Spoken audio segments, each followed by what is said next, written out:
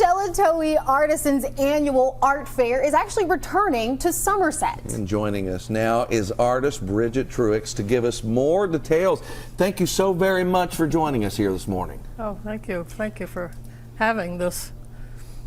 So tell us a little bit about the art fair. Well, this is my first time at Sheltowee. I belong to the Kentucky Guild of Artists and Craftsmen, and they're having some changes in their organization, so they weren't able to have the usual big fair in August that they usually have in Berea. And so because of that, they, I guess, partnered with Sheltowee, and they said, why don't you, everybody from Kentucky Guild, go to the Sheltowee and support that. So that's how we're doing it. And I'm fairly new to the art scene in Kentucky. I've only been here about 10 years. And yes, they're one of my pictures. That I've heard good things about this one, and I thought, well, this would be a really nice chance. And it's so nice to be able to meet the other artists and you know, find out what's going on in the state. So. And we're looking at some of your art right now, correct? This one was actually in the, there was an exhibit at the state capitol. It was called Tell Me a Story, Kentucky. It was part of the Kentucky Arts Council.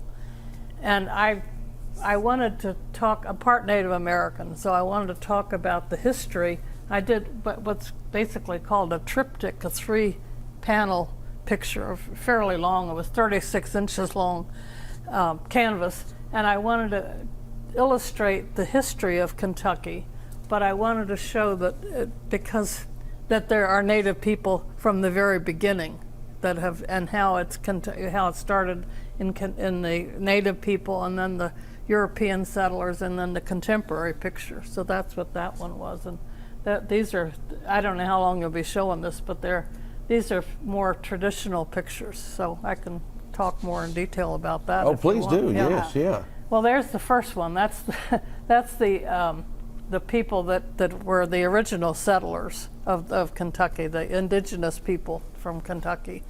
And there's some question as to, you know, tribes, the names of them, which could, historically they know are Shawnee, Cherokee, Catawba, different, Cherokee, of course, the Cherokee.